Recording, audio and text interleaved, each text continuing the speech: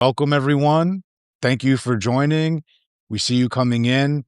Welcome, welcome. I am happy to be joined once again by my brother over here from across the pond. We're starting to call this Across the Pond, by the way. We're going to brand it as, two brothers talking from across the pond. We got James Matthewson in the UK. We've got me over here in Brooklyn, and we're bridging the gap between what's happening in the UK and over here in the US because this Epstein fallout is insane. But before we get into the details and before we, go further, I see Nikki, you're in the chat saying howdy from Harrisburg, PA. Everyone, say where you're from. Comment in there. Say where you're from. Say where you're tuning in from. Hit the like button. It boosts us in the algorithm. If you haven't already, subscribe to my brother James Matthewson. We're going to be talking about Peter Mandelson. We're going to be talking about former Prince Andrew. We're going to be talking about Trump, this new allegation, and the State of the Union. So this is going to be a good episode. How are you doing today, James? I'm good, man. I'm really good. Things are good here in Edinburgh. Not an inch of snow, unlike yourselves, I'm afraid. I've seen the photos coming out of, especially New York. I mean, it looks insane. How are you keeping over there with all that? Oh, it's insane over here. I mean, having to drive my wife to work. I had to get the car. I had to shovel an insane amount of snow, but it's a good workout. So, we're managing. And some people over here on the East Coast, looks like, we got PA, they're experiencing it. Someone, we got Elcons in here from Florida, got Nikki from Pennsylvania, Maureen from Chicago, Leah from Seattle. Why? Is that Wisconsin? Yeah, I think so. We got Canada. This has turned into a geography lesson for me every week at Monday, because I'm getting to see where everyone is in the US, and it's always great to hear, because you are definitely across the pond here in the UK. You think of an area of the US, and the European mind can't comprehend the scale of the US anyway. I mean, I drive 8 hours. I'm in France. I'm not in the UK anymore. These people are driving. You drive 8 hours in Wisconsin. I bet you're probably still in Wisconsin.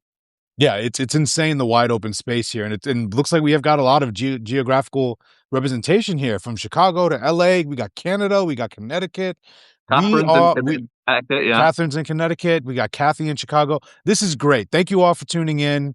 We see you all coming in, and of course, keep that chat pop and ask questions. We're going to be diving into some really comprehensive stuff here, because as we saw this week, after I don't think we've spoken since former Prince Andrew was arrested, and then now we have Peter Mandelson arrested, who you guys may know of from our last conversation, former U.S. ambassador to the U.S. and the U.K., and also his kind of equivalent. I was doing some thinking. The kind of equivalent of Peter Mandelson in the U.S., I would say, would maybe be like a Rahm Emanuel kind of figure, where it's like, he was so equivalent. He was so, well, I mean, not obviously they didn't do anything. I'm not accusing Rahm of anything, but Peter Mandelson helped, build the Labor Party. I'm pretty sure, didn't he name it?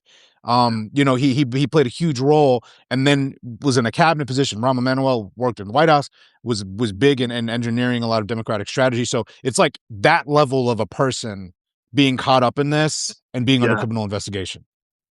Yeah, imagine to me I'm trying to think in the Democrats who would be equivalent. Probably somebody like Hillary Clinton. That's kind of the scale to the party and the reference. Wow. So somebody who's been around the leadership for a long time, never put themselves forward until later in their life. Mandelson was an MP. Great story about Mandelson, by the way, and I get to tell this now that everything's come out about him. But he was campaigning once in the northeast of England, right? Very working class kind of area, very much like the Rust Belt in America. Lots of coal mining towns, and he stood to be the MP. Now, Mandelson's very posh. He's from a very posh family, right? Think Bridgerton, think Downton Abbey, right? That's his background. So he was obviously wanting to be one of the working men and come and campaign here. And he said he went into a fish and chip shop, and he asked for some fish and chips to try and, on the campaign trail. You'll all have seen the footage when politicians, roll their sleeves up and go in and fry a bit of fish and stuff. And he's standing in this campaign stop, and he says, and he points at mushy peas. Now, mushy peas, I know they will probably be horrendous to look at from an American perspective, but mushy peas are a delicacy, in working class areas with your fish and chips.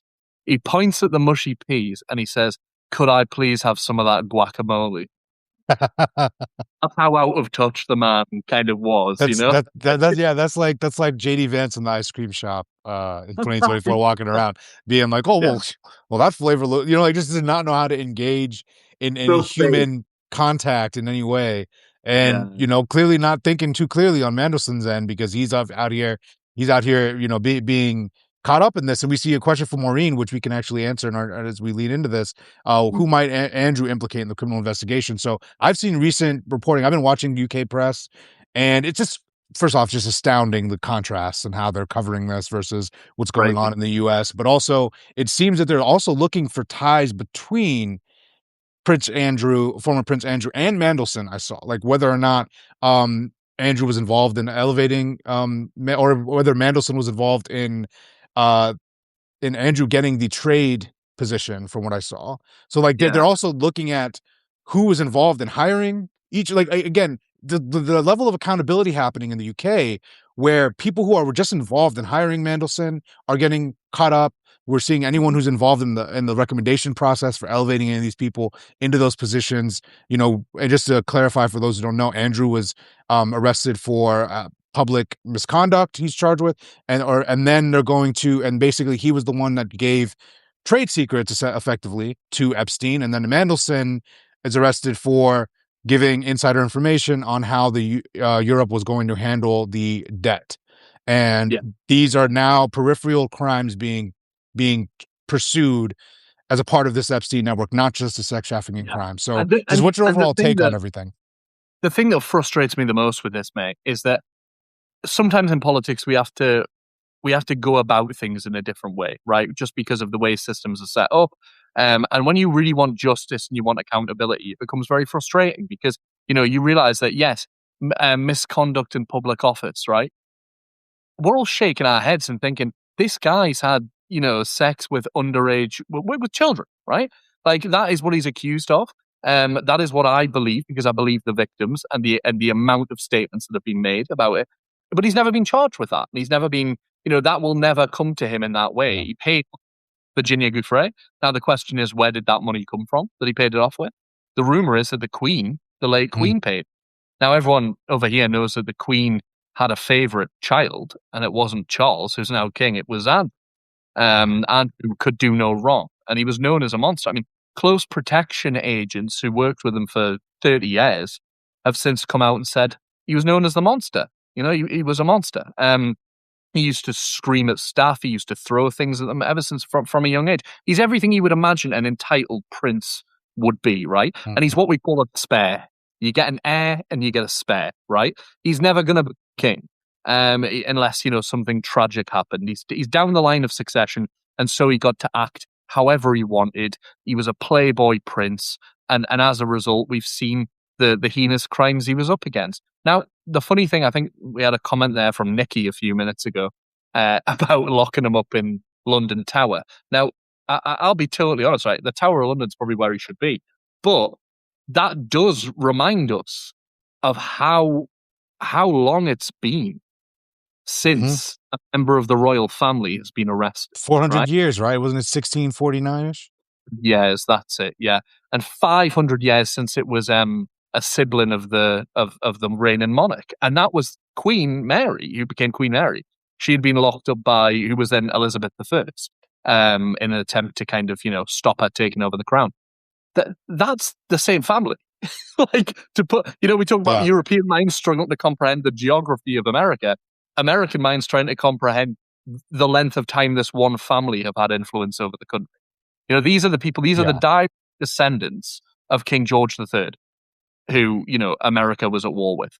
Yeah, That's who we're talking about here. it's insane, and just and to pile on to the charges and just the unprecedented nature of this, like Steph said, Capone and tax evasion, right? So it's like there's all these underlying real crimes like the sex trafficking, but they're being now caught up for these peripheral crimes, and then that's really what this comes down to is that now we're seeing this shrapnel and the fallout from this go beyond just the sex trafficking crimes. Like it's people who gave inside information, and we'll spend a little bit of time later.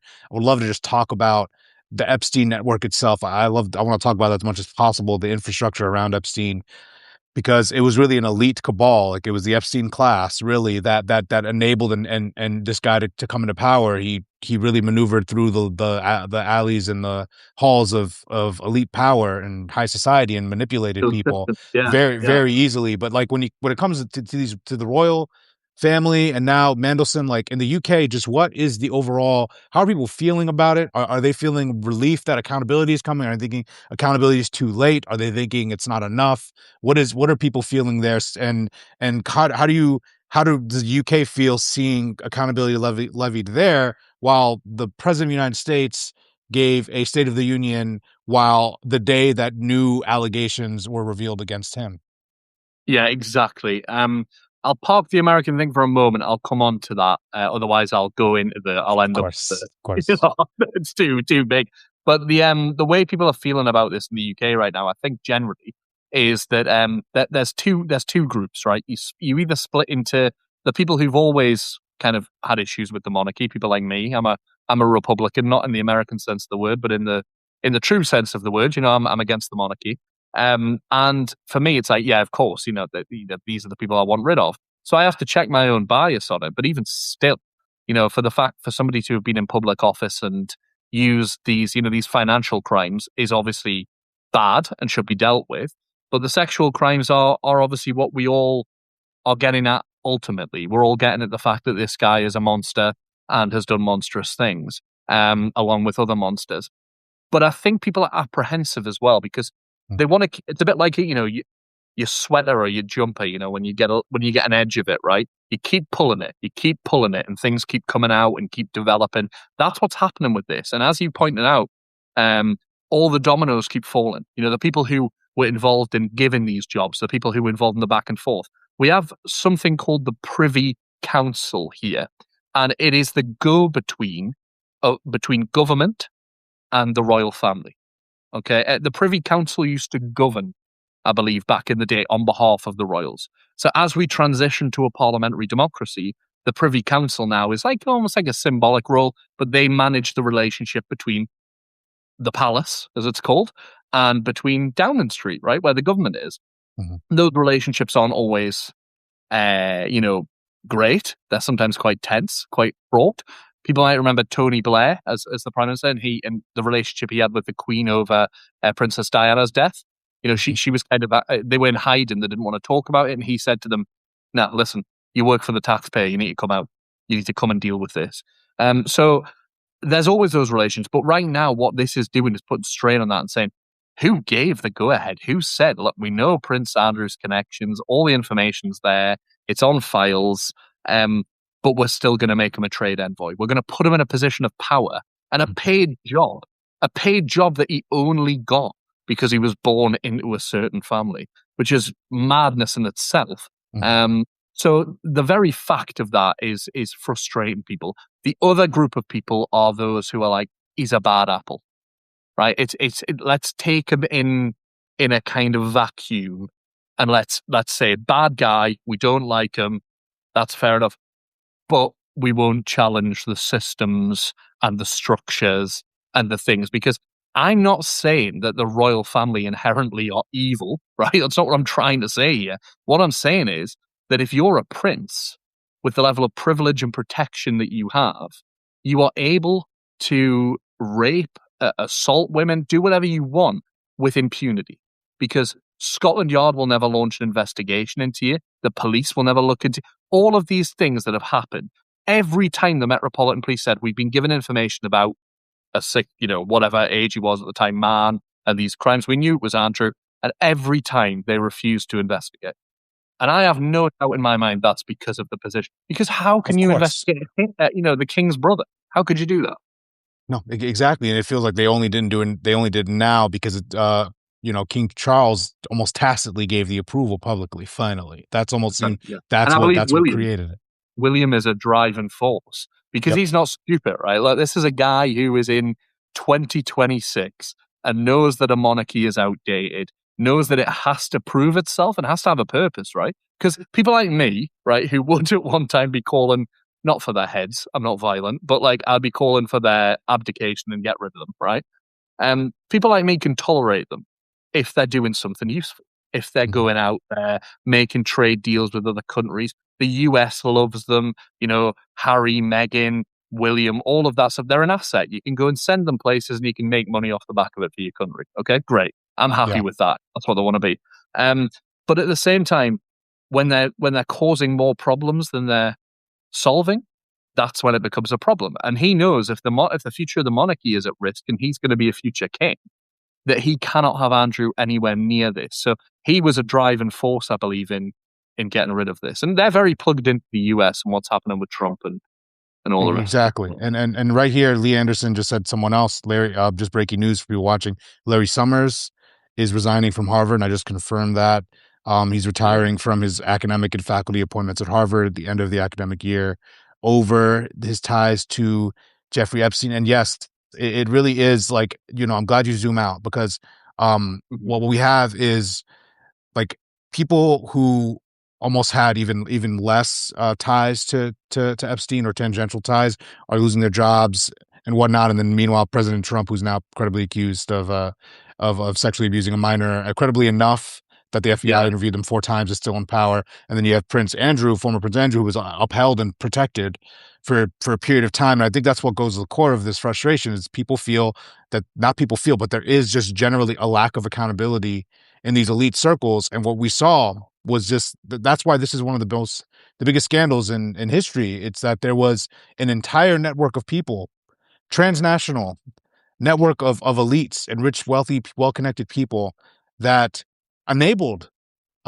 Epstein. And then also people who were affiliated with him enabled them and protected them.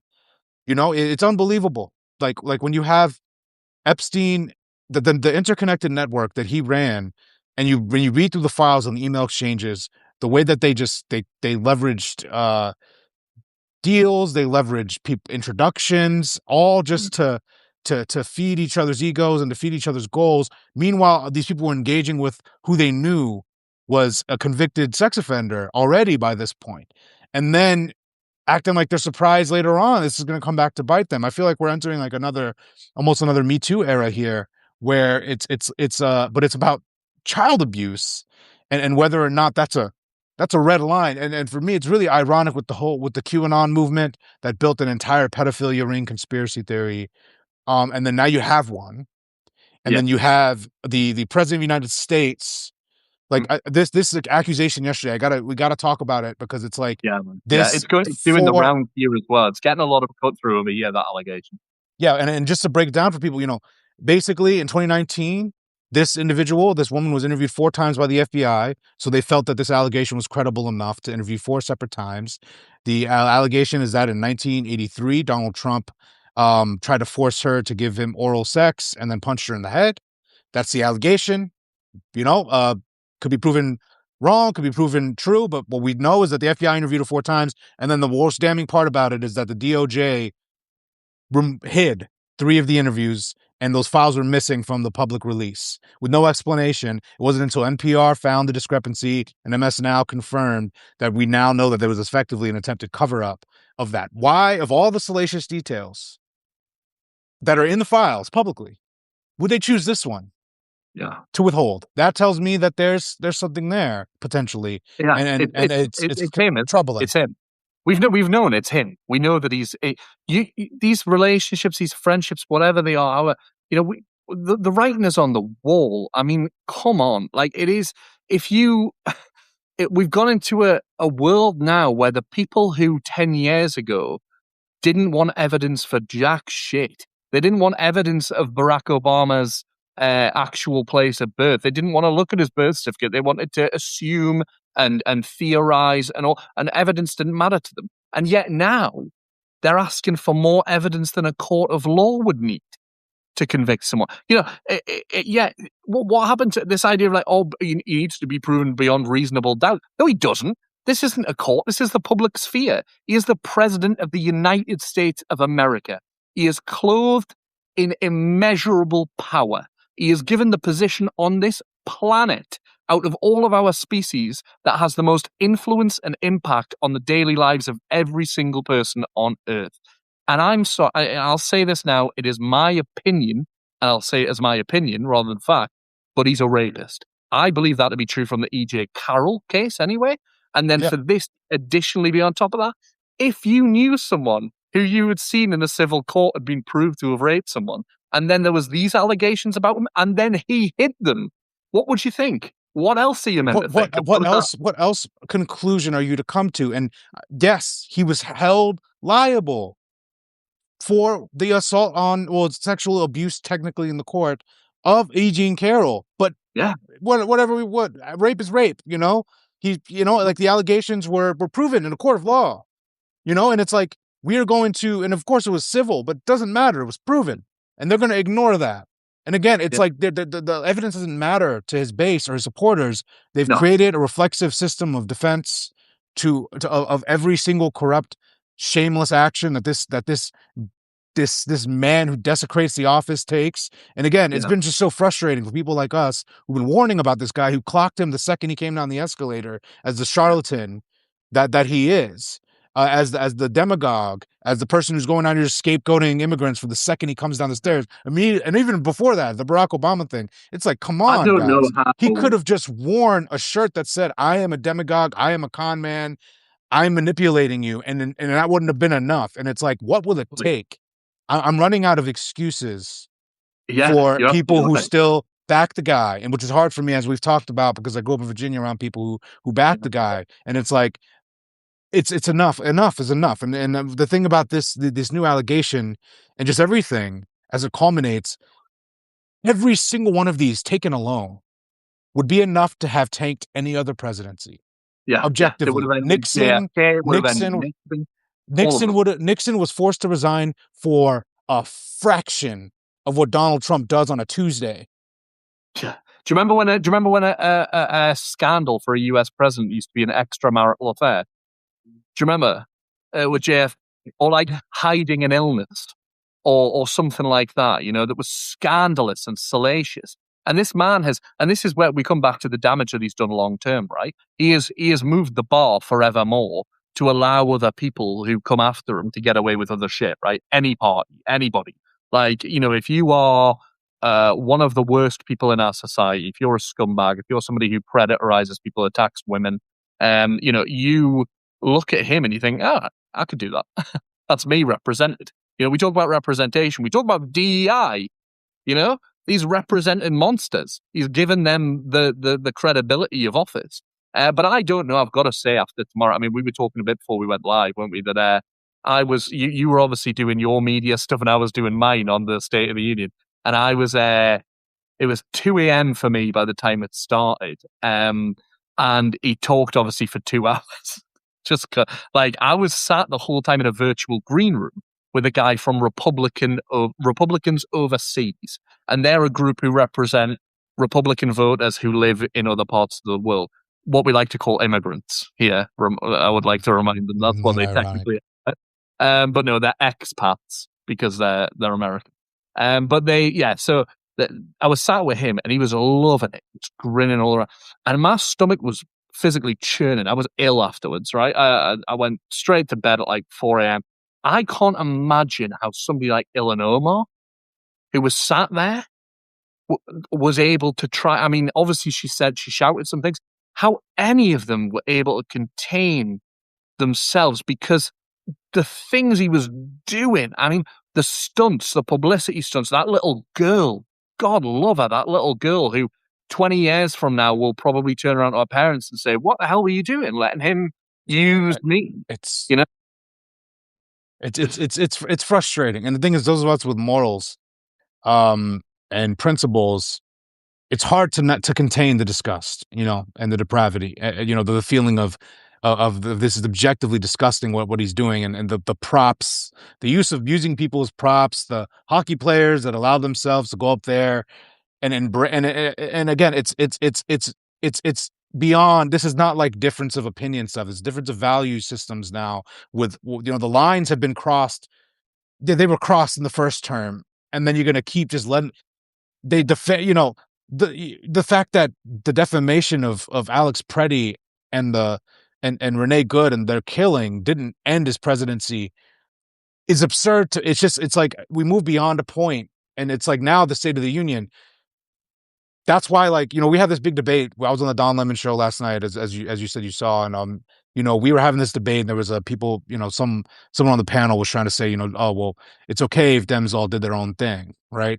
But I actually think Dems should have been unified in one strategy, And I think it should have been, Danielle Moody was talking about this with me yesterday, where it was about maybe the Dems filed in, and then as soon as he comes in to start the speech, they all file out and just Yeah, like I agree. Yeah. left, and then went and then did counter programming and invited creators, influencers, independent media in, and then gave the voice to the Epstein survivors, gave a voice to people brutalized by ICE, gave a voice to different individuals that were targeted constituencies.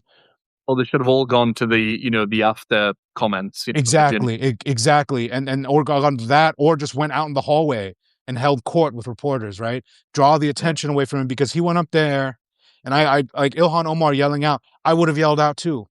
Yeah. You don't need to. If this person does not respect the office of the presidency, why do we have to pay him respect? But yeah, and he knew, Like and he he built that in. respect is earned. Yeah. Yeah. Sorry, just gotta say respect is earned. Well, like that. I respect the office, but if you're gonna desecrate it daily, objectively, we can't sit here and pretend this is just normal behavior. And it's like, I'm just watching the coverage of the State of the Union. Oh, did he address certain constituents? Did he do? And it's like, why are we still wrapping our coverage of him Yeah. in a sane washed package of normalcy when this is so far beyond normal? I just Insanity. can't wrap my mind around it anymore. And You'll be able to tell me about the standing and the clapping, right? So a friend of mine sent me a video this morning who isn't particularly politically engaged, but he's here in the UK. And he was like, what? He was like, I've never seen anything like. He said, is this North Korea or China? Because where you need to stand up and clap after everything he says, because otherwise you'll get shot, right? Saddam Hussein used to do that. Saddam Hussein at his Ba'athist conference, if you didn't stand up, you were taken outside and you were hung.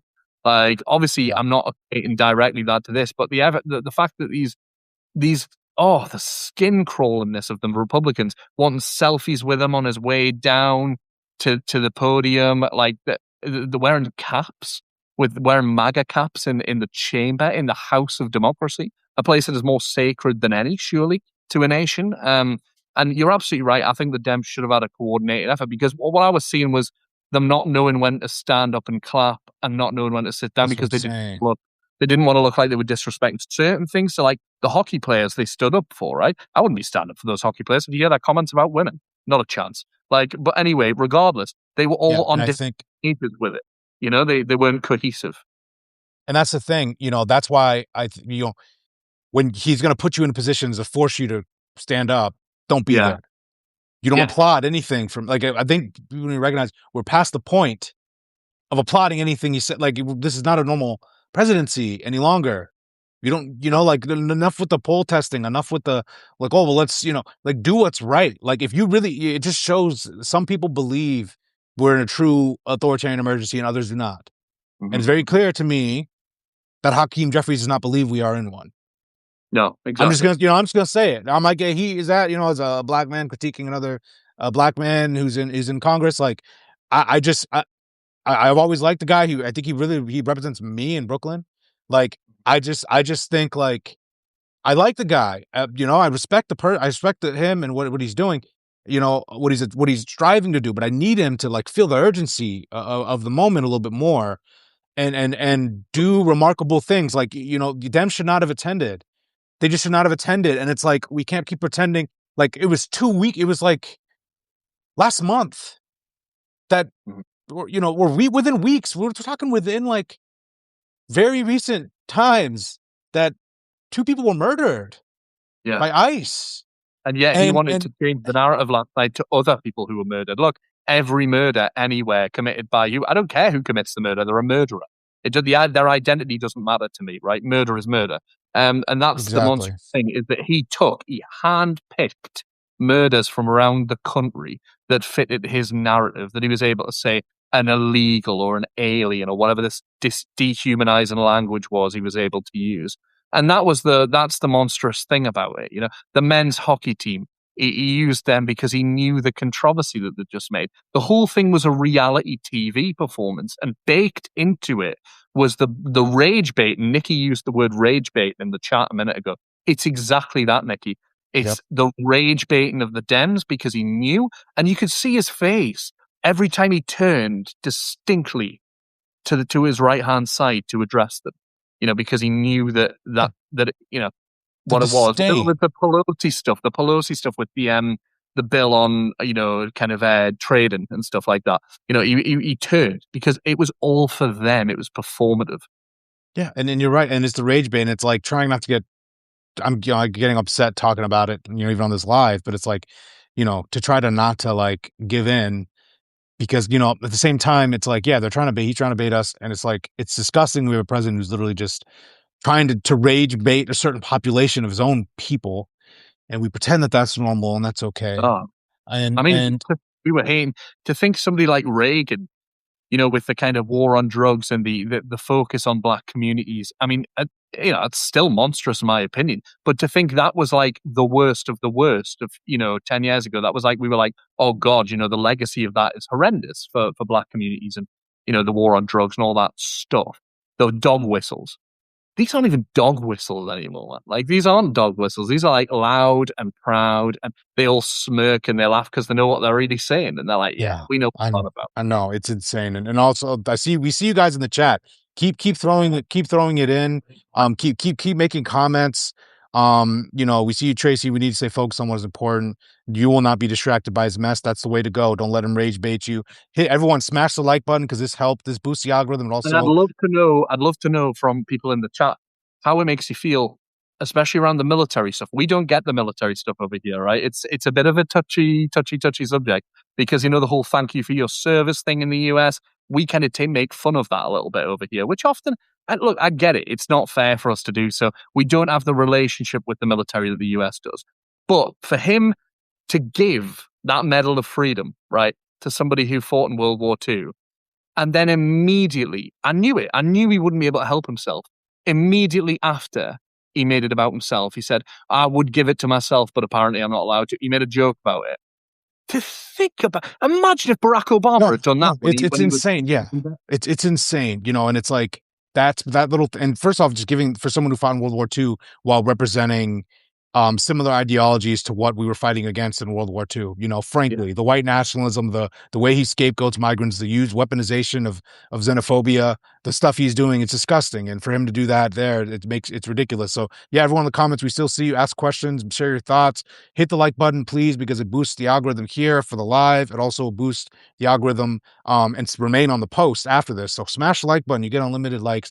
And also, if you have not yet, subscribe. All right, subscribe to both me at ahmedbaba.news, the reporting journalism I'm doing, and subscribe to James Matthewson, who is over there in the UK doing excellent independent journalism. And if you can, if you're able, become a paid subscriber because that is really what powers this work.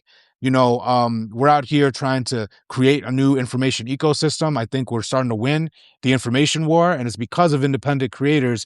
Because what we're seeing a lot of is normalization from a lot of mainstream media.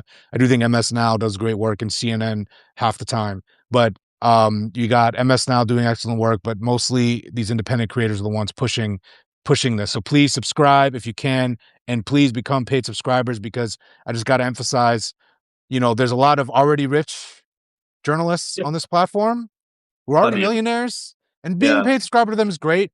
Because I think because everyone needs it. But like for those who are kind of just getting started, you got to support them too. So just throwing that Yeah. out there. But yes, I'll go ahead and get in these comments and ask Tracy, questions. Go ahead. there's a comment from a Tracy there. That I want to just focus on for a second if we can. My son just joined the Navy and I'm worried for him. He's young, but this will probably age him. You got to think about those people, haven't you, who don't have the whole point of a military, the whole point of those things is that, the opinions are left at the door, right? They just do what they're instructed and we rely on democracy to kind of make sure that's safe. I have I can understand families of military service personnel being concerned, whether it be about Iran, whether it be Mhm. about the Greenland threats and all that stuff, or even just some of the South American and Latin American kind of action. So, I can totally imagine that, Tracy. It must be a very, very difficult time for you.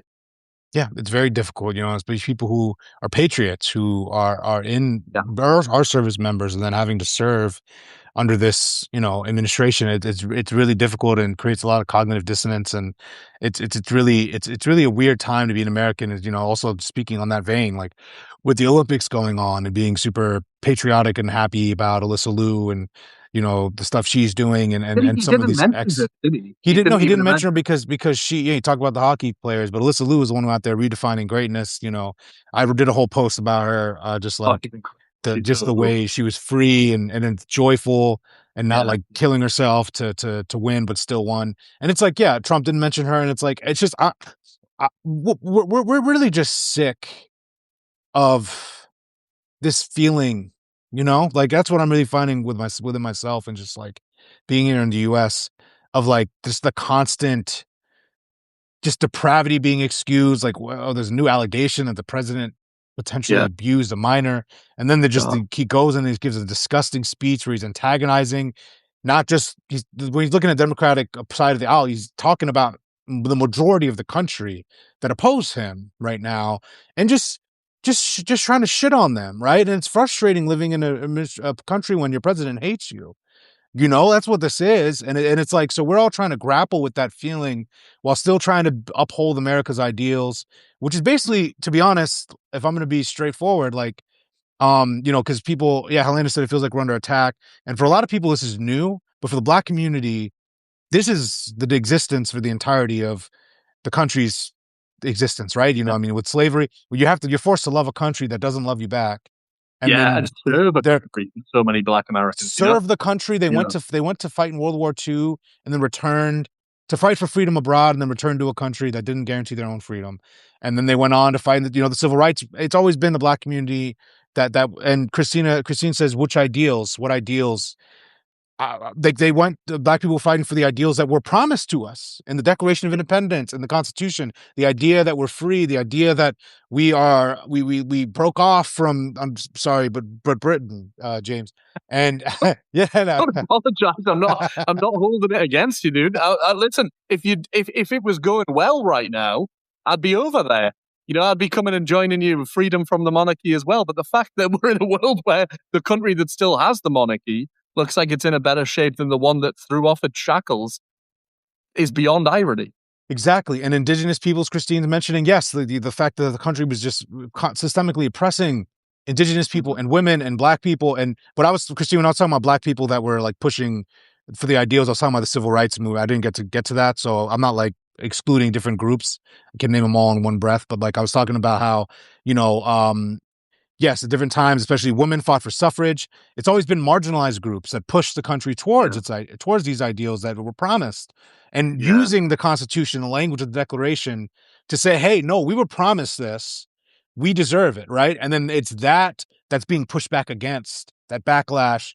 And I think again, I think we're still living in the post Barack Obama backlash right now, yeah. and I Totally. think people are just frustrated with this total lack of accountability, as this president does what if Obama did 1/thousandth of would have been Tan impeached suit, and removed the same day. tan suit. Bring him back to the tan suit. Every time. I mean, that was his crime. That was his crime. Yeah, but I just think like the hubris that you see of other world leaders over here, for example, right? Keir Starmer. He refuses to slag off people who are voting for the Reform Party, which is essentially, the new MAGA movement over here. He refuses to slag them off because there is a hubris that comes with leadership. You have to have this ability to say, you have to know that the majority of people did not vote for you. Because even if you get, in a democracy, 60% of the vote's incredible, right? Overall, right? Incredible. That's an incredible success. That's like, there were a lot of people who voted for a lot of other people. And you Yep. don't always have the majority support the country, especially with this Poland now. And you would think that would inspire some hubris to be like, actually, not a lot of people like me. Not everyone agrees with me. I need to tread carefully, or I need to be respectful of this. But to be able to say, without irony, or without, I mean, he doesn't comprehend irony because he's too stupid, but without any kind of understanding of how it sounds, to be able to stand and say, life, liberty, and the pursuit of happiness, and then go in on trans people, and then on children expressing themselves, and on people living authentically and pursuing their own happiness, right? The definition of liberty. To do that without even thinking, oh, this sounds ridiculous, maybe I'm a Joe. He doesn't think that because he doesn't know that. And he had that another child stand up, who would kind of reverse that transition. And that's fine, that happens. I know a lot of trans people, it's hit and miss, but those parents, I know what those parents were like, and and the kind of, the conversion therapies and all that kind of stuff. And for him to parade them in the seat of democracy and then say, we stand for these values that the founding fathers stood for. You can't have both of those things at the same time. I do just have to plug my phone in because it's dying again from battery. These sessions drain it, dude. I'm Oh just going to yeah. be a second. No, I'll no, let you go keep ahead. Yeah, going. I'll talk while you do that. I mean, it's really just been. I think you're really broaching the disgust that we're all feeling with this administration and the contradictions, the hypocrisy, like the parading of the trans, the person who's now doing therapy to reverse the transition. It's just they grab onto these culture issues. They try to pit us against each other. It's just like an exhaustion a lot of people are feeling. And I didn't really touch on this part yet but it is a video I just dropped recently and I come from a conversation yesterday. But like I know people feel demoralized, and I always want to say like they're losing in a lot of ways, and this will be over and this will pass. And I know and that's really the main thing, is that this administration is really moving from a place of desperation because they're losing so ridiculously in elections and in the midterms. They're about to get shellacked there. They're not going to steal it. I like to temper expectations. They're going to try. He's going to do some things, but there's enough. He's lost enough institutions. He's lost enough popular ground. The Supreme Court is now more comfortable ruling against him. He's not going to steal the midterms. They're going to get absolutely cooked and decimated, and he's going to be a lame duck. Do you But think I these allegations, these new allegations, do you think they'll get traction in the yes. US? I was actually about working on an article I'm gonna drop later this week about how major right wing media has completely ignored it so far. Okay, yeah, But so what they're trying to do is insulate it from their audiences. But yeah. no, these allegations are gonna the people that are seeing it are disgusted because it's these. There's been so many allegations against this man. We know E. Jean Carroll's is true. We know a lot of these are true, and you know this new one, FBI hunting it down, and we need to track down the information. And so I see they're saying Catherine said New York Times just posted a story about it. Yeah, New York Times is covering it. MS Now covered it. NPR is the one who broke it. We're seeing CNN covered it yesterday. I'm seeing cable news, mainstream media covering it. Right wing media isn't really, they're ignoring it. But the mainstream and sane stream media is covering this allegation. And I just really do think that it's going to make a major impact. It's because this stuff is just repulsive. It's like openly Yeah. and nakedly depraved without even an attempt It to must be be decent. so disheartening to be a woman, right? I mean, in general, by the way, since the beginning of time, it must be disheartening to be a woman. But like, it must be when you think, because I remember my mum when I was quite young. She worked in an office, right? And there was some guys in there who'd been there since the 70s and stuff like that. I remember her describing this incident to me that happened in the office about this guy who used to, I'm sure many of the women in the chat will remember, what offices were like before any of this became discussed publicly. But she said that the hope that you always had was if you could tell people and if it became public knowledge what somebody was like, that shame would do the rest, right? And Giselle Pellico, the phenomenal woman in France who has been, taken 100 of her rapists to court because her husband obviously facilitated her rape by all these men. She's done phenomenal work. She has a book coming out, actually. I've Mm. pre-ordered it. And it's called Shame Must Change Sides, right? Because it has to change sides. But to look at all of that and hear all of that and know all of that, but then see that this man has no shame and is still supported. That shame has Yes. disappeared. That shame isn't doing the job anymore that it used to do. No, no, that's spot on. And the things with shame is that I literally wrote an article on this. One of my first Substack pieces was, I remember seeing that. the death of shame. Yeah, yeah. How Trump ripped the mask off the Republican Party, and what he did was he gave people a permission structure to stop pretending to be decent. And what he revealed was that there was, we thought we'd made all this racial progress. We thought we made all this progress in decency, but people just actually hid it. People had hid there was now a reigning polite society in which you couldn't say the N-word, you couldn't be openly racist, Yeah, yeah, for yeah. and so that people so Right. then what Trump Yeah. saw was that, oh, behind closed doors, people still talk this way. Behind closed doors, people still feel these depraved feelings. So I'm going to go out there and say it. And then, so the more crazy stuff he said, he brought more people out from the underbelly of America to say, "Oh, I'm going to come back out and vote." All the low propensity voters that were just looking for representation of the shamelessness. And then once he showed that shamelessness was profitable, the first reflexive reaction from the Republican Party in 2016 was, "Oh, this is terrible. Well, no, we don't want this, right?" Because they thought that's what was politically viable. Once Trump showed people that shamelessness was profitable politically and money wise, like open shamelessness, then we Yeah. saw everyone who once pretended to have decency prove they never had principles to begin with. Lindsey Graham, specifically, who was once John McCain's best friend, it was Yeah. clear he was just there for the clout, you know? And Yeah. it's like all of these people slowly written. Marco Rubio was standing there Oh, fiercely opposing Trump in 2016. And now he is the Secretary of State, basically now potentially the heir to MAGA, potentially with him and Vance going to face off in 2028. It's a cowardice, and it's not just even a cowardice. It's just an embrace of people's true nature. What the Trump era has shown is it revealed the character of tens of millions of people of the country, frankly, and had us reckon with the fact that a significant portion of our population, more than we thought, you know, this is why we should have handled Reconstruction differently. You know, yeah. there's a lot. You're right. The Confederacy lived on. There was a moral rot at the core that Trump exploited. And when you have a shameless con man like that, that's willing to just exploit the shamelessness Yeah.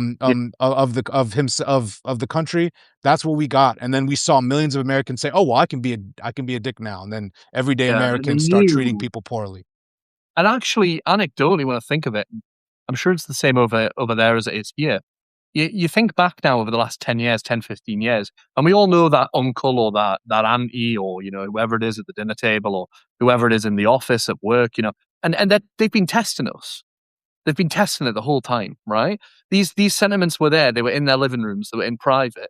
But at work, they would say like, "Oh, she was asking for it, wasn't she? She was dressed like that." Or they would say something like, "Oh, actually, I don't like hip hop music and baggy jeans and we know what else comes with that." And all of those are Yes. so they would say these things. And when we didn't challenge them, when we were like, "Oh, that's shit, but I'm just going to carry on."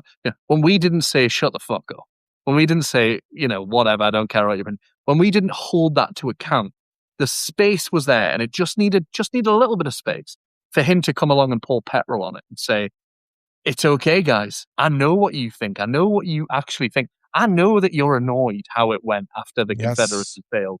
I know that you're upset that the statues got tore down of slave owners. I know that you're upset about that. I'm going to give you all of that back.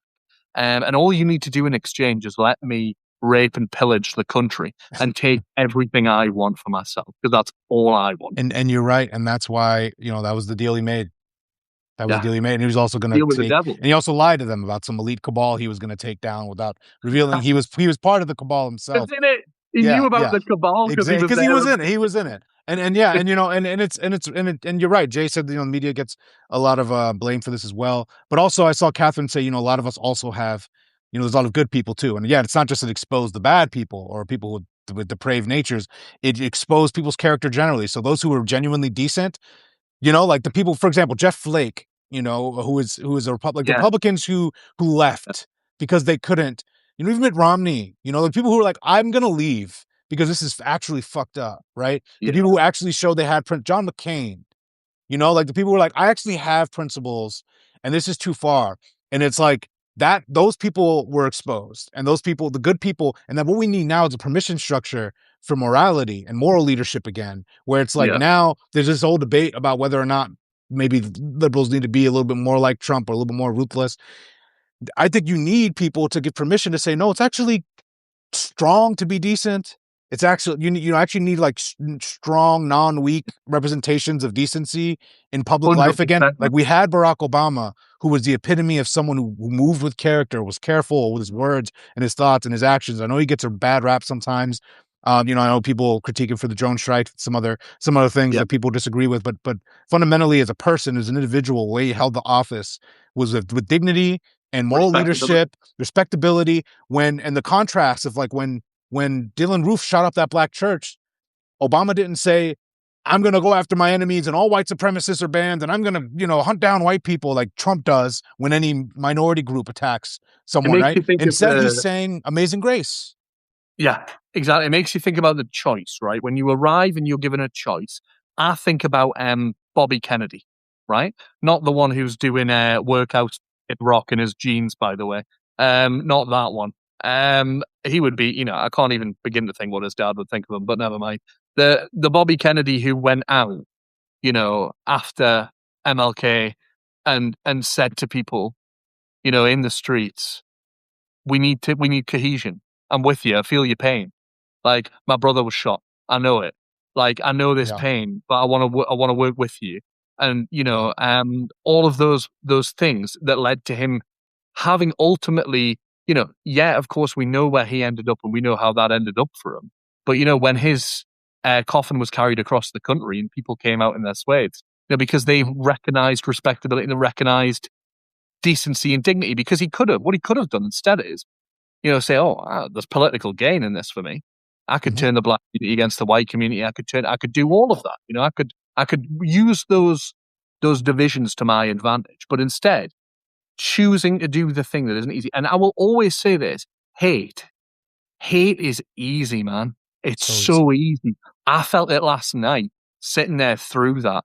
I wanted to say, I was thinking, I'm like on the BBC, I'm thinking, I know this is live. I know there's not a time delay. I'm going to say, he's a fucking this, he's a fucking that. I'm going to go fucking mental, right? Because I wanted to say, I wanted to express my feelings. But I knew that that plays into their hands when you do that. Hate is easy. And those people choosing him, choosing hate, choosing the Republican Party, they're making the easy choice, right? Life isn't easy though. You've got to make difficult choices. And the difficult choice is nuance, respectability, dignity, and actually standing on your values. That's how we win this. Everybody in that chat there who is talking right now, who's saying, I feel hopeless, I feel helpless, I don't know what to do. You're already doing it. You're already resisting by keeping your thoughts the way that they are, by speaking your thoughts and by standing on your values. You are the resistance to all of this, and it will pass. You've probably seen my Lord of the Rings, everything on that bookshelf, right? Tolkien says, in Lord of the Rings, it's but a passing shadow. This evil, it will pass. Yes, exactly. No, that's all so super well said. It will pass, and it will pass because, like you said, people in this chat that are fighting for this and still being able to hold the disgust for this and be honest and stay true to their morals when it's not easy, when you have family members that might back this, or when you get backlash for this, especially over the last year when people were pretending Trump won the culture war and it was suddenly unpopular to be decent. Yeah, But you stayed firm, and then now the pendulum is swinging back, and I think that's what people need to know is that empathy and decency it always perseveres, it always wins. Is there any look at history? What show me one authoritarian regime that ended well, yeah. or that None of them are lasted. still around. None of None of them are them are still still around. none of them are still around. There's no eternal regime, and again, they flailed their opportunity to institute third term Donald regime happened. Mm. They lost it. Yeah, Right? They're not at 50%, 60% approval. They fumbled last year. They're yeah. done. I'm sorry, they're done. And I know you play this back after the midterms when Democrats win, so that so you can see that it is going to happen. And I know it's scary, and he makes these threats, but he wants us to feel smaller than we are. All of us are significantly more powerful. Look at all the evidence. Look at all the elections. Look at all the things actually happening. The court losses. He has this bravado. He has all of this. But again, unfortunately, it appeared maybe the country needed to see the ugly face of Trumpism in order to fully Right. reject it. And you're Yeah. right. People were feeling hopeless. Like, you recognize that you hold the power, The and culture. this will pass. And not only will it pass, it's moments like this that make us refound the country and come out stronger. Yeah. We could come out of this It'll be a brighter day afterwards, after W. Bush. We had Mm. Barack Obama. Yeah, Okay? exactly. What will happen in 2028? We don't know yet. It feels despairing right now, but sometimes you got to break down in order to build up. And So, we got to keep our eyes ahead as well around the corner, because there'll be another fight after getting rid of these people, and it will be undoing the culture that they created. So young people who are coming up now, I'm worried about young men, dude. I'm like worried about young men. yeah, And that's a look, worry I have too. got a lot of I got a lot of hope in them, and I got a lot of hope for them. But like We got to do that. We got to show them. You know, we talk about like it being difficult choices and easy choices. We got to show them that it's not weak to love. It's not weak to have empathy. It's not weak. It's weak to be Elon Musk. It's weak to be a pathetic loser who wants everyone to like him Mm-hmm. desperately. You know, it's weak to be somebody like that. Leadership and strength and masculinity. And, you know, I don't even buy the whole thing that masculine strength's a masculine quality, because every woman in my life I've ever known, you know, the woman who've raised children alone, the women who've carried children to term, all of those women are stronger than most men I know. But A I thousand do percent. show these young boys who've been led astray by this movement that they can come back into society and that they can be part of rebuilding this, and they can show love, and they don't need to follow the likes of Nick Fuentes and all these angry, angry young men who were so mad. And we showed them that actually that anger, turn it into something productive and healthy. You know, we Yep. need to teach them that as well. Yep, exactly, and that's what, work you and I are gonna be doing here as young men ourselves, to try to represent That's a and conversation, right? show a better path, these conversations. And, like, again, there's so many, we didn't grow up with these rabbit holes with, we didn't grow up in an era where if we searched on YouTube, how to get the girl in class to like me, that we would Yeah, get yeah. we didn't get Andrew Tate yelling at us that women suck and actually you should hate them, like that's what That that young men probably would face have right worked. now. It probably would Yeah. have worked on me, because I remember the girl behind me in English who was reading the Twilight books, and I only read them so that I could talk to her about them. Right? Like, Yeah, that's but how see, I'm vulnerable telling you, look you at that. are. Like you see, like you know how less toxic that book probably made you. Like you go down, you were reading Twilight to get to talk to her. Other people are watching Andrew Tate getting told to Yeah, go commit war crimes. Like yeah, yeah. like Go and tell her she sucks and she's evil. Or no, yeah, no, no, that'll yeah, work. exactly, yeah, that Uh, bro, no, women actually want mean guys. And I'll tell you right now, if you're a young person watching this, I have a beautiful wife, and I got her by being a very nice person. Was no, never you mean did not. never I mean to her can't have once. done it. Andrew Tate Never said mean to me. her one. No, but Andrew Tate told me, "Oh, beautiful women only like mean men." That, And if I took that's his pretty. advice, I would have lost her in date one. Be yourself. Listen, Be a good person.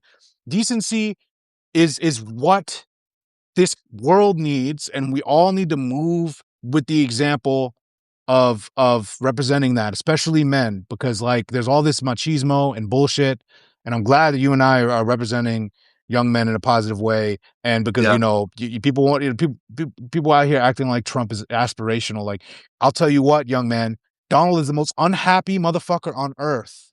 I Oh don't yeah, even you cuss think that off. He is Melania miserable. is You don't want to be.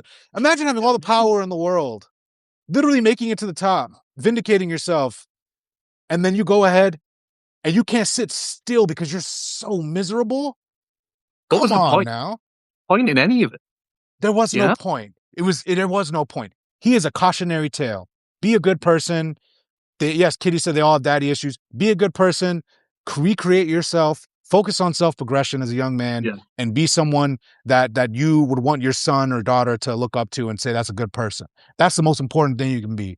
And It's luckily, in here, and it's in here how you act, and how you choose to treat other human beings. That's everything, man. It's everything. it's It's about everything. how you interact with the world around you. That's all any of this is. While we're here, we all have different beliefs on maybe where we're going or why we're here, but we're all in the same boat and we're all on the same journey. And I feel that last night I did see somebody say that, yeah, among the anger, a good friend of mine, Steph DePrey, she's an American comedian in Berlin, actually. If anyone wants to check her out, she's very good. I think her dad was in the Air Force, and she talks a lot about this. And she was saying last night, you know what she felt overwhelmingly when she looked at Trump and all them, they're self-congratulating. She said she felt pity for the first time. She was like, "What a bunch of losers! Like, you know, where does this get you? Everyone hates you. Nobody likes you. You think JD Vance's wife actually likes him?" She's like, "I don't think so." You think, I the know way Melania doesn't. I the know way that he talks about Mumdani, the way that he talks about Mumdani tells me one thing. He's jealous of Mumdani, right? Because Mumdani's hot as well, and he's got a good smile. He's probably jealous of that. But I think he's jealous of the fact that the man smiles a lot because he looks happy, right? And that's I'm what done. Trump wants. And Yeah, he'll no, never get Trump, and also Trump loves Mamdani like a son at this point. And because because he first of all, there's so many other levels of that. yeah. But like the thing is, it's just Mamdani's a good representation of a decent human being who's out here trying to do to promote positive masculinity, and that's what we really need, is that positive masculinity, especially after this. And I hope in 2028, you know, I mean, hopefully it'd be a woman that was running, because I think that the world just needs that. But like, I But mean, I we'll hope we've see. learned that. And yeah, We'll see. What I do know is that, yeah, I mean, I think that's the right angle, and I know we're going really long, but I just love. I don't know if you have a little bit more time, just a few more minutes, to just and line this listen, up, for you and for because this crowd we've got, I love all y'all in the comments. Keep hitting the like button, subscribe. Y'all know the deal. No, I mean, like, this positive masculinity conversation is one we'll end up maybe having to do a full one later. But like, I do yeah, think that it's just pity is the right, like, I mean, although I do feel a lot of anger towards them, they are pitiful human beings. Objectively, if you have to, hurt people to feel big, oh, yeah, you are nothing. You're nothing. And then there's a reason Trump is trying to fill a bottomless void of need and love. Mary Trump, his own cousin, expertly dissected this in her book. This is a yeah. miserable human being All who makes sense can't with sit it. still. And you at home right now that are commenting on this, take solace in knowing that you have more inner peace than the most powerful person on earth, because you don't have to oppress your neighbors. Oh, niece. Sorry, not cousin. My apologies. Mary Trump is the niece, Oh yeah, yeah. not cousin. But yes, Mary Trump did excellent reporting there. Bottomless need for love. You guys are a piece. You're doing real work. You're being Leslie's decent. saying, Sorry, go Leslie's ahead. saying that proudly watched and supported you for a decade, Ahmed. You're an example of the best of us. He is. This is why you guys need to support him. Oh wow. On all of it, because you really do like. That's that's why we connected, man. Right? Because it's that you recognize it in other men when you see it, and it's being comfortable in your own skin. Right? We have every reason not to be. I've got every reason not to be. Right? If I took it out on everybody who's ever kind of done me wrong, I would be exhausted. I would look like Donald Trump, and my skin would look like absolute torture. Let me tell you, those people A aren't hydrating, or B being happy in themselves because they look like dog shit. But on top of that, you are that. You do represent that for me in America, mate. Because I look across and I see people like you, and It's why every time we do these chats every week, I feel so energized, man. Because I'm like, no, there's hope there. There's hope there. People like Ahmed, people like the people in the comments. It makes me feel better because America is so big. I don't want it to be. I don't want America to be the dominant thing in the world we're all talking about. I want to talk about my country and my home and my friends and my family. But it is what it is. And it's this huge thing that everyone looks to. It's this meant to be this guiding light. And when that's put into darkness, as it is at the moment, we all feel the impact of it. So to see people like you, Ahmed, you guys got to keep supporting them, because that's how we fix this. We push the right people forward. We don't let the wrong people continue to take the stage. No, thank you so much, man. That really means a lot. And Leslie, thank you for, saying that you'd support me for a decade. That's amazing. I mean, yeah, I've been doing this for a long time, and still keeping at it, trying to stay consistent. But yeah, I mean, James, it's the same reason why, like you said, why we connected. We had one conversation over Zoom, and then we're just Yeah. like, we ended up talking for like an hour and 30 minutes. It was just like an Yeah. initial intro, and then we just like, you know what? Let's do a Substack live. And then Let's now we're do it, doing it man. Yeah. we're doing it Yeah. weekly, and it's like, I leave these conversations energized too, because you're an example of a decent person over there. I know you're genuine. I know you're over there doing the real work. I see you on Sky News, BBC News, unapologetically spreading truth. If you guys have not yet, go to his Instagram and watch some of his clips. James, you are out there. You were talking about Gaza, forcefully defending the Palestinians Yeah. when it was unpopular to do so on Gaza, talking to right wingers, defending the trans community on these internet, on Sky News. Like, you are out here doing the real work in a real meaningful way and holding firm to principles, because that's how you know when someone is really about that life. If they're consistent over long periods of time, and if they're saying things that are unpopular but are true to their morals, and that's you, brother. Oh, thanks, man. That means a lot to me, because commentary is right. It's talking. It's what we're doing now, isn't it? And if you don't stand by what you actually believe, if your opinion changes every 5 minutes, what's the point? Why is anyone listening to you? I want people to be like, I want people to know, and I get these messages from the right wingers when I come on their shows. They're like, "Oh, here he comes again. We know what he's going to be saying already." You should know what I'm going to say already, because I'm going to come and give my opinion. You should probably know it if you've heard it before. And being the person who fills that space is a privilege. It's a privilege to have a platform. This world's saturated with people talking and journalists and everybody doing their bit and trying to have their say. So it is a privilege to have anybody, anybody's attention, hold anyone's attention for 5 minutes. And I know, like you, I don't want to squander that. I want to make sure it's done in the right possible way. Same here, brother. And also, that's one of the things in this industry. Me and James are kind of both doing similar things in our careers at both young ages, both early 30s and your early 30s too, right? You're not 20s. How dare you? Oh no, I'm 32. I'm 32 in 3 weeks' time. Oh, happy birthday! Yeah, I'm freshly 33, so we're literally around about the same age. And Yours, man. When was yours? But was it just? my birthday Is was it just? January. Yeah. So Oh, yeah, wow. so we're both young and we're trying to do this right because the thing is right now the algorithms, the networks, they try to emphasize clout chasers, Yeah, yellers. I've been yeah, invited on Abby Phillips' show multiple times. I try not to go on there and bullshit and yell at people. I try to be myself and maintain my integrity. You go on these shows, you maintain your integrity. You don't you should maintain your truth. You don't bend.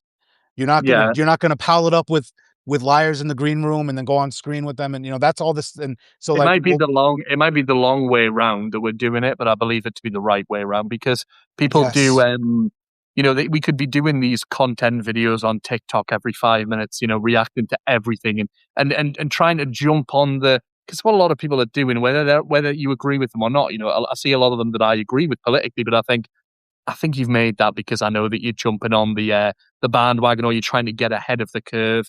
And it's about followers, and followers now lead to finances. That's what it is for many people. Many people see that. I was in a school actually, just quickly. I know we need to wrap up, but I was in a school talking to talking to kids last year about being a broadcaster and talking on the news. And I thought to myself, oh, hopefully they'll think I'm cool. And it's terrifying talking to teenagers because they're so they're so Oh, uninterested yeah. and they're so cool. So I'm there talking to them, and after this girl comes up to me and she says, "You know how you're on TV?" And I was like, "Yeah, I'm on TV." And she goes, "Have you ever thought about doing something cool like being on TikTok?" And my world shattered. I was just like, "Well, I think it's pretty cool that I'm on TV." And she was like, "No, like I follow people on TikTok who have millions of followers." And I was like, Yeah, that's the thing. "But Yeah. if Yeah. you did that just for trying to get ahead, Yeah. it's the wrong." And I will admit I am on TikTok, but the thing is, I just create the same kind of content I do other platforms, and you could too if you Exactly. just reposted your clips there because Yeah, reach these audiences. but it's more the cycle. I've been trying to privately lobby you to get on a TikTok just No, because I know your stuff would fly high, but it's like it's about like being on these platforms and being everywhere, but not changing yourself to yes. fit the algorithms. Like Not becoming a trying to carbon of everyone else, try to show up with integrity. Like I'm finding a way on TikTok to still be myself and get a lot of viewership on there, but maintaining my integrity and maintaining my style, but fitting it to a different kind of algorithm. And I think what too many people do is they take shortcuts. And that's the thing we're talking about this whole conversation, True. character. How true and how strong is your character? Are you willing to bend it to get places a little bit faster? And I think James, you're right. Like, our path, I mean, we're both doing pretty great, but it's like, Yeah. our path could take longer. I see plenty of people that will go on to some of the shows I go on, whether it's MS Now or CNN, and then they'll take the easy path.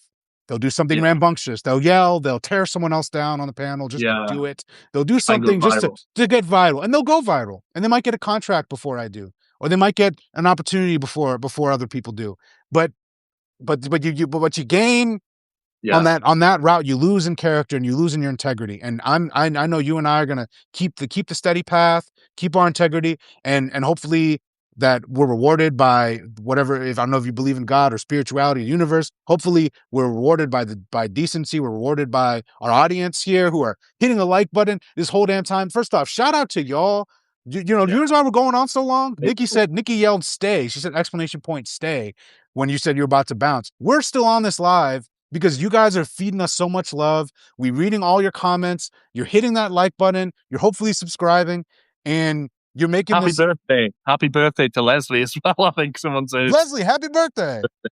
So that's great. But it feels like building something of substance and something with strong foundations. And it's an honor to talk to all of you every week and feel that love and feel that support. And that is better than any viral clip.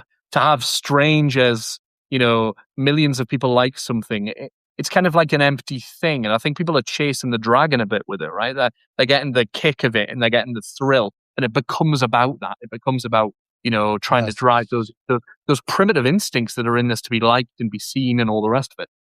Our Yes. conversation, I don't care if they make me Wes. unliked or liked. They're just what I am. Yeah. Exactly. Yeah. And we're just, we have these authentic conversations and really, yeah, that's what it's about because a lot of, it's like Alyssa Liu. You can either try to put all this Yeah. pressure on yourself to like achieve these goals for the sake of the goal and the win and or you could do it for the love of the game and love of the craft. And that's what we do. We want to love what we do. We want to Yeah. love what we do. We want to be able to show up and not feel like we're selling our soul.